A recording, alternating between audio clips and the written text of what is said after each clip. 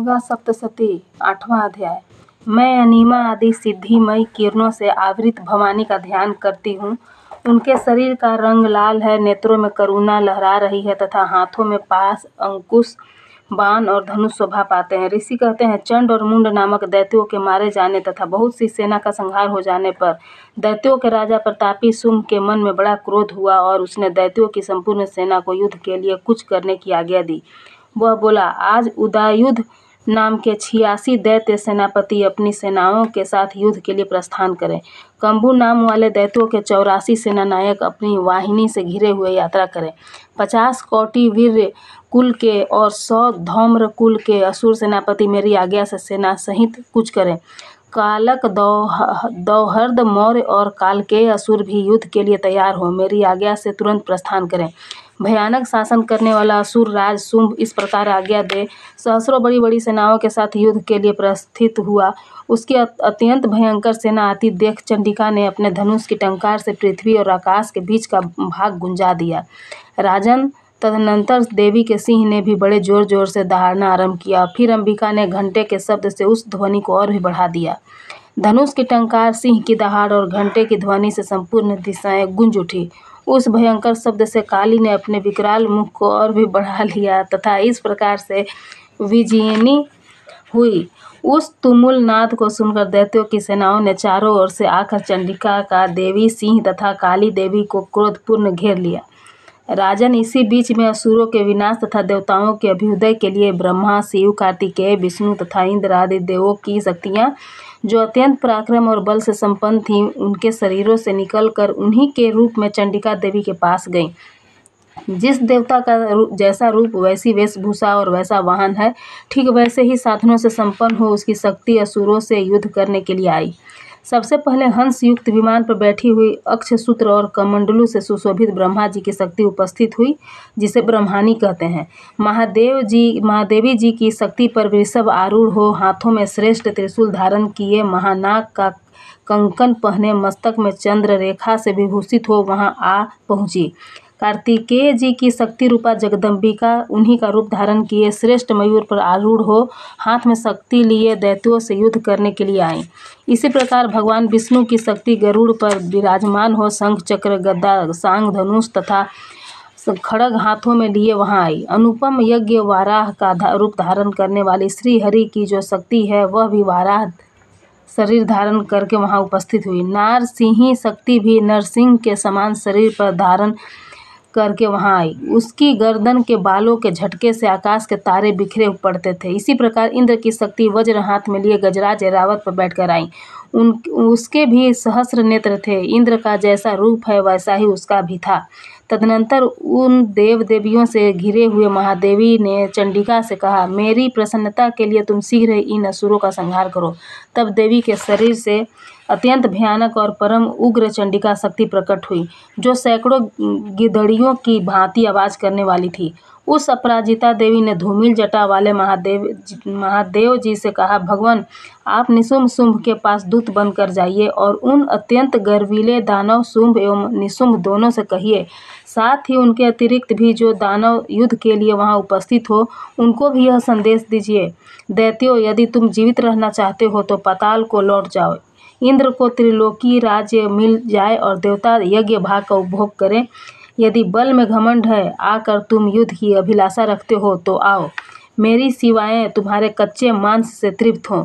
चूंकि उस देवी ने भगवान शिव को दूत के कार्य में नियुक्त किया था, इसलिए वह शिवदूती के नाम से संसार में विख्यात हुई। वे महादैत्य भी भगवान शिव के मुंह से देवी के वचन सुनकर क्रोध में भर गए और वहां कात्यायनी विराजमान थी, उस ओर बढ़े। तदनंतर वे दैत्य अमरस में भरकर पहले ही देवी के ऊपर बाण, शक्ति और रिष्टि आदि अस्त्रों की वृष्टि करने लगे। तब देवी ने भी खेल खेल में ही धनुष की टंकार की और उससे छोड़े हुए बड़े बड़े बाणों द्वारा दैत्यों के चलाए हुए बाण, शूल, शक्ति और फरसों को काट डाला। फिर काली उनके आगे होकर शत्रुओं को शूल के प्रहार से विदीर्ण करने लगी और खड्गवार से उनका कचूमर निकलती हुई रणभूमि में विचरने लगी। ब्रह्मानी भी जिस जिस ओर दौड़ती उसी ओर अपने कमंडलू का जल छिड़क कर शत्रुओं के ओज और पराक्रम को नष्ट कर देती थीं। माहेश्वरी ने त्रिशूल से तथा वैष्णवी ने चक्र से और अत्यंत क्रोध में भरी हुई कुमार कार्तिकेय की शक्ति से दैत्यों का संहार आरंभ किया। इंद्र शक्ति के वज्र प्रहार से विदीर्ण हो सैकड़ों दैत्य दानव रक्त की धारा बहाते हुए पृथ्वी पर सो गए। वाराही शक्ति ने कितनों को अपनी थुथुन की मार से नष्ट किया, दाढ़ों के अग्रभाग से कितनों की छाती छेद डाली तथा कितने ही दैत्य उसके चक्र की चोट से विदीर्ण होकर गिर पड़े। नारसिंही भी दूसरे महादैत्यों को अपने नखों से विदीर्ण करके खाती और सिंहनाद से दिशाओं एवं आकाशों को गुंजाती हुई अपने क्षेत्र युद्ध में विचरने लगी। कितने ही असुर शिवदूती के प्रचंड अट्टहास से अत्यंत भयभीत हो पृथ्वी पर गिर पड़े और गिरने पर उन्हें शिवदूती से उस समय अपना ग्रास बना लिया। इस प्रकार क्रोध में भरे हुए मातृगणों को नाना प्रकार के उपायों से बड़े बड़े असुरों का मर्दन करते देख दैत्य सैनिक भाग खड़े हुए। मातृगणों से पीड़ित दैत्यों को युद्ध से भागते देख रक्तबीज नामक महादैत्य क्रोध में भरकर युद्ध करने के लिए आया। उसके शरीर से जब रक्त की बूंद पृथ्वी पर गिरती तब उसी के समान शक्तिशाली एक दूसरा महादैत्य पृथ्वी पर पैदा हो जाता। महासुर रक्तबीज हाथ में गदा लेकर इंद्र शक्ति के साथ युद्ध करने लगा।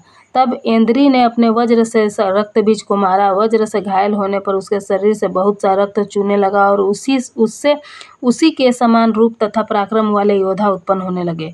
उसके शरीर से रक्त की जितनी बूंदें गिरी उतने ही पुरुष उत्पन्न हो गए। वे सब रक्तबीज के समान ही वीर्यवान, बलवान तथा पराक्रमी थे। वे रक्त से उत्पन्न होने वाले पुरुष भी अत्यंत भयंकर अस्त्र शस्त्रों का प्रहार करते हुए वहां मातृगणों के साथ घोर युद्ध करने लगे। पुनः वज्र के प्रहार से जब उसका मस्तक घायल हुआ तब रक्त बहने लगा और उससे हजारों पुरुष उत्पन्न हो गए। वैष्णवी ने युद्ध में रक्तबीज पर चक्र का प्रहार किया तथा इंद्री ने उस दैत्य सेनापति को गदा से चोट पहुंचाई।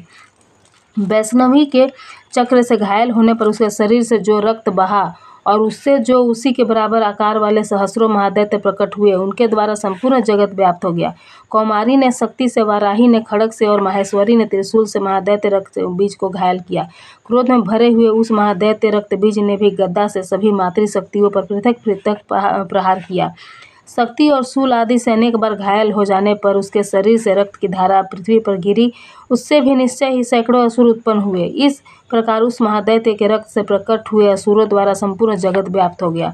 इससे उन देवताओं को बड़ा भय हुआ। देवताओं को उदास देख चंडिका ने काली से शीघ्रतापूर्वक कहा, चामुंडे, तुम अपना मुख और भी फैलाओ तथा मेरे सत्रपात गिरने वाले रक्त बिंदुओं और उससे उत्पन्न होने वाले महादैत्यों को तुम अपने उस उतावले मुख से खा जाओ। इस प्रकार रक्त से उत्पन्न होने वाले महादैत्यों का भक्षण करती हुई तुम रण में विचरती रहो। ऐसा करने से उस दैत्य का सारा रक्त छीन हो जाने पर वह स्वयं भी नष्ट हो जाएगा। उन भयंकर दैत्यों को जब तुम खा जाओगी तब दूसरे नए दैत्य उत्पन्न नहीं हो सकेंगे। काली से यूं कहकर चंडिका देवी ने शूल से रक्तबीज को मारा और काली ने अपने मुख में उसका रक्त ले लिया। तब उसने वहां चंडिका गदा से प्रहार किया, किंतु उस गदापात ने देवी को तनिक भी वेदना नहीं पहुंचाई। रक्तबीज के घायल शरीर से बहुत सा रक्त गिरा, किंतु ज्यों ही वह गिरा त्यों ही चामुंडा ने उसे अपने मुख में ले लिया। रक्त गिरने से काली के मुख में जो महादैत्य उत्पन्न हुए उन्हें भी वह चट कर गई और उसने रक्तबीज का रक्त भी पी लिया। तदनंतर देवी ने रक्तबीज को, जिसका रक्त चामुंडा ने पी लिया था, वज्र, बाण, खड्ग तथा रिष्टि आदि से मार डाला। राजन, इस प्रकार शस्त्रों के समुदाय से आहत एवं रक्तहीन महादैत्य रक्तबीज पृथ्वी पर गिर पड़ा। नरेश्वर, इससे देवताओं को अनुपम हर्ष की प्राप्ति हुई और मातृगण उन असुरों के रक्तपान के मद से उद्यत सा होकर नृत्य करने लगा। इस प्रकार रक्तबीज नामक 8वां अध्याय संपूर्ण हुआ।